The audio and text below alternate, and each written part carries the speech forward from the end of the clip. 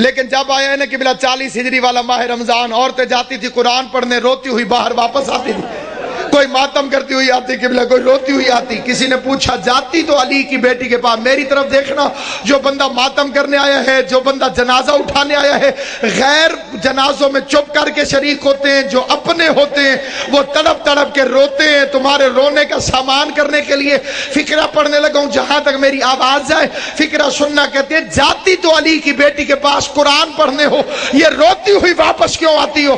کہنے لگی جب سے یہ آخری رمضان شروع ہوا ہے، علی کی بیٹی کے درس کے رنگ عجیب ہو گئے ہیں۔ پہلے قرآن پڑھاتی ہے، درس دینے کے بعد پردے بند کروا کے علی کی بیٹی سر سے چادر اتار کے اپنے بالوں کو کھول دیتی ہے اور آواز دے کے کہتی ہے کوفے کی عورتوں مجھے اس رنگ میں بھی پہچان لو، کہیں ایسا نہ ہو کل زینب تمہاری مہمان بنے، تم کو بی بی ہم نے تو تجھے برقعے میں دیکھا تھا، ہم نے تو تجھے کھلے بالوں سے کبھی دیکھا ہی نہ تھا۔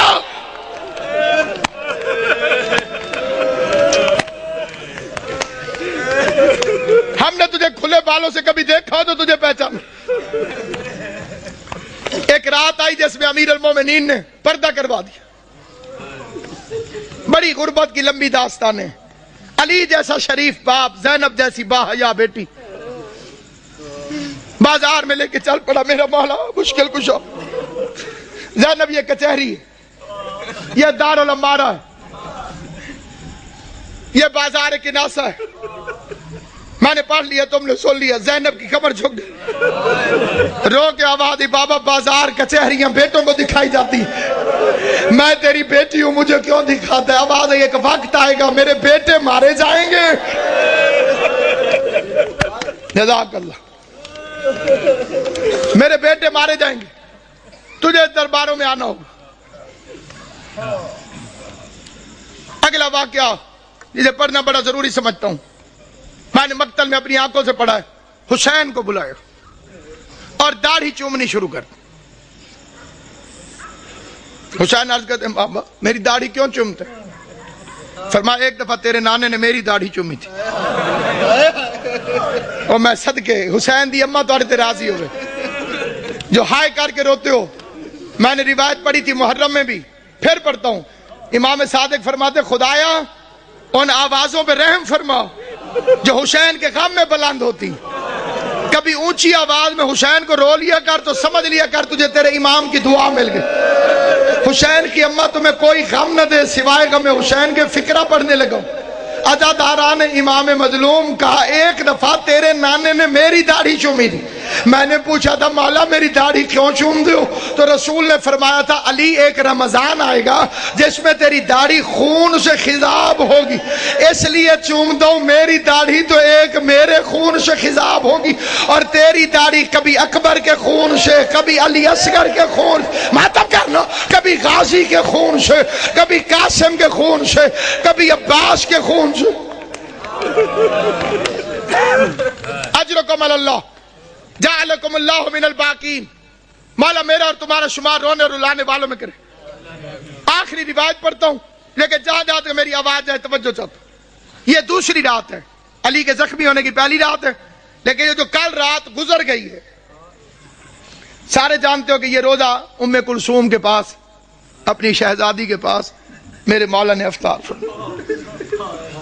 ایک فقرہ میں دست بستہ کہتا ہوں صاحب دربار کو گواہ بنا کر، میں کسی کی تردید میں نہیں کہتا، کسی کی مخالفت میں نہیں کہتا، کسی کی مخالفت کی میری اوقات نہیں۔ میں امام حسین کا سب سے چھوٹا ذاکر ہوں، جناب زہرا کا وکیل ہوں، میں کسی کی تردید میں نہیں، پہلے میں کوئی بعد میں مخالفتیں کرتے ہیں لوگ کہ جی ہمیں کہا ہے، کسی کو نہیں کہہ رہا، صرف ایک فقرہ کہہ رہا ہوں۔ کوشش کیا کرو بیوی ام کلثوم کو علی کی بے اولاد بیٹی نہ کہا کرو، یہ توہین ہے اس گھر کی۔ اس کا نام تھا زینب صغریٰ اور کنیت تھی ام کلثوم۔ ام کلثوم کا مطلب ہے کلثوم کی ماں۔ کلثوم کی ماں اگر نام ہو تو وہ بے اولاد نہیں ہوتی۔ دو چیزیں سامنے رکھی، دودھ اور نمک۔ علی علیہ السلام نے نمک رکھ لیا، فرمایا دودھ سنبھال کے رکھ، ممکن ہے صبح میرا کوئی مہمان آنے والا۔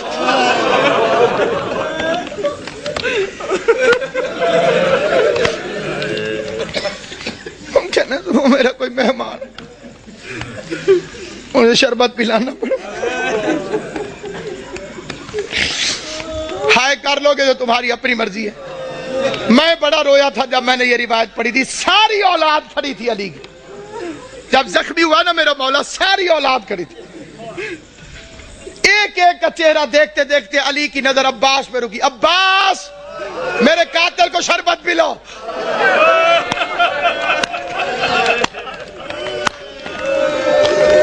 غازی کے امتحانوں کا آغاز ہو گیا. عباس کے امتحانوں کا آغاز ہو گیا. میں کائنات قربان کروں. سوچ سکتے ہو جب غازی گھر گیا ہوگا کہ بہن زینب مجھے شربت بنا کے دے, زینب نے پوچھا ہوگا کس سے پلانا ہے, عباس کی آواز آئی ہوگی بابا کا قاتل پیاسا ہے, بابا نے مجھے حکم دیا ہے عباس اپنے ہاتھوں سے.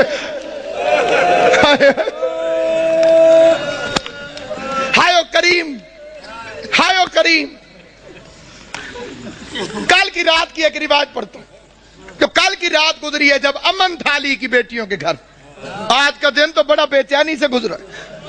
تم نے افطار کیا ہے, سحری کا انتظار کر رہے ہو. علی کی بیٹیاں بس نمک چکھ لیتی تھی روزہ ہو جاتا. نہ روزہ چھوڑ سکتی تھی نہ بابا کا غم چھوڑ سکتی. فکرہ پڑھتا ہوں میں, فکرہ لے کے فکرے پر کوشش کرنا کہ تمہارے آنسو آ جائیں. آنسو نہ آئے تو ہائے ضرور کرنا. بھائی عمران شاہ جی میں نے مقتل میں پڑھا ہے, سارا دن برقعے کے اندر پردے کے پیچھے اپنے گھر میں باپ کو چھپ چھپ کے دیکھتی رہی. کوئی تو سمجھے گا میرا فکرہ. سارا دن بی بی زینب برقعے کے اندر پردے کے پیچھے, گھر کے اندر برقعے کے اندر پردے کے پیچھے, برقعے کے اندر پردے کے پیچھے. کبھی کبھی عباس سے پوچھ لیتی تھی بچ تو جائے گا میرا بابا, بچ تو جائے گا.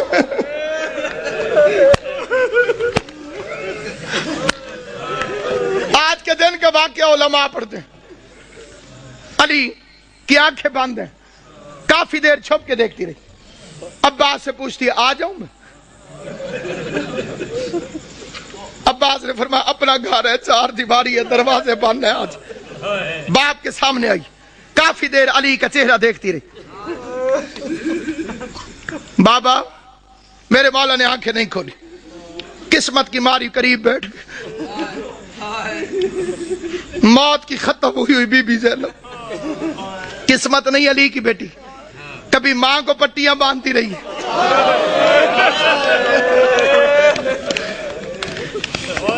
باپ کا زخمی سر میری شہزادی نے اپنی جھولی میں رکھو. چہرے کو دیکھ کے ایک فکرہ کا دیکھ کے کہتی ہے بابا ساری زندگی تیری خواہش تھی میں تیرے سامنے آ کے باتیں کروں. بابا میں شرم کے مارے سامنے آ نہیں سکی. بابا پردیس میں مجھے جدائی نظر آ رہی ہے, آنکھیں کھول, میری خواہش ہے مجھ سے کچھ باتیں کر. بابا آج میرا دل کرتا ہے آنکھیں کھول, آنکھیں کھول. علی نے آنکھیں کھول کے جو فکرہ کہا ہے وہ فکرہ سنو گے. آنکھیں کھول کے کہو میری لائق بچی میری ایک آخری خواہش ہے پوری کرے گی. آواز دارین کا والی بابا تو حکم کر, زینب کی جان واری تجھ پر. آواز زینب ایک دفعہ مجھے صرف چل کے دکھا دے, تو چلتی کیسے. ادھر بی بی زینب نے چلنا شروع کیا. آواز حسن حسین بہن کا ہاتھ پکڑو, حسن حسین بہن کا ہاتھ پکڑو. چیخے مار مار کے میرا مولا حیدر کرار رویا. علی کے قریب آ کے حسن کہتے بابا چیخے مار کے کیوں روتے ہو. آواز روتا اس لیے ہوں جو علی جیسے باپ کے سامنے اپنے گھر کے اندر نہیں چل سکتی. 9 لاکھ شرابیوں کے مجمع میں شام کا بازار ہوگا, زینب عالیہ ہاتھوں میں ہتھکڑیاں, بال کھلے ہوئے, اور کائنات ختم کیوں نہ ہو گئی. بے غیرت شراب پی رہے تھے, ڈھول بجانے والے ڈھول بجا رہے تھے. آواز آتی تھی تماشا دیکھو حیدر کرار کی بیٹیاں.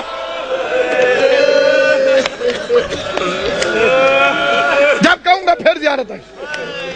حیدر کرار کی بیٹیاں, شاہ ابرار کی بیٹیاں. آج بابا لیتا ہے, کل 7 نماز میں تھا. کل کی رات قبلہ لیلۃ القدر کا آغاز. مومنوں کے گھروں میں بڑی عبادت ہوتی ہے تو امیر المومنین کا گھر تھا.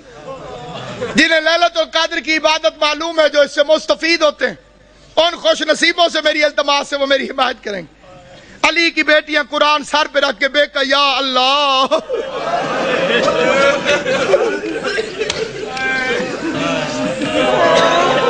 ہائے علی ہائے علی میں کہا یا اللہ، میں کہا یا اللہ، کہ یا اللہ، یہ کس رات کی بات کر رہا ہوں؟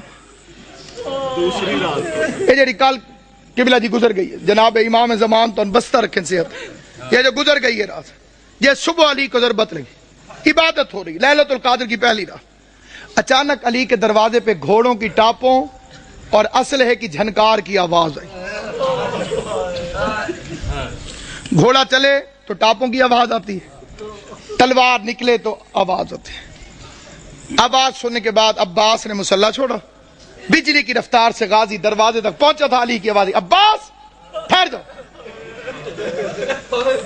میں نے یہ 2 سال پہلے فکرہ پڑھا تھا لاہور میں، ایک سید نے ایک لفظ کہا تھا، وہ یہیں لکھا گیا، وہ بیچ میں سے کھڑا ہو گیا، اس نے کہا علامہ صاحب علی بھی عباس کو روکتا رہا۔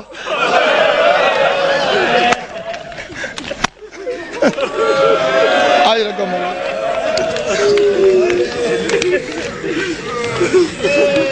علی بھی عباس کو روکتا، غازی کو روک کر میرا مولا باہر نکلا۔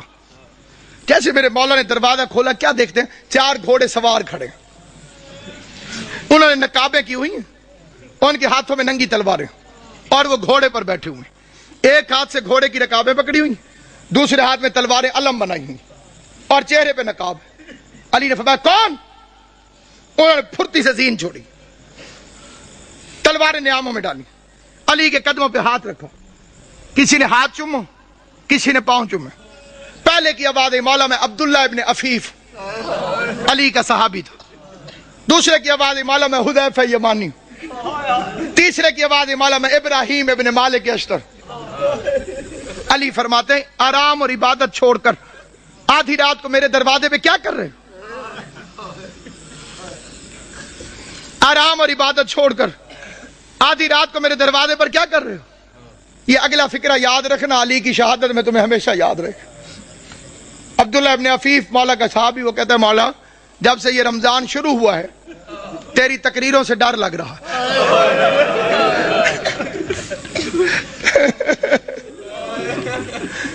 مولا ہم نے پوچھا خضاب کیوں چھوڑ دیا؟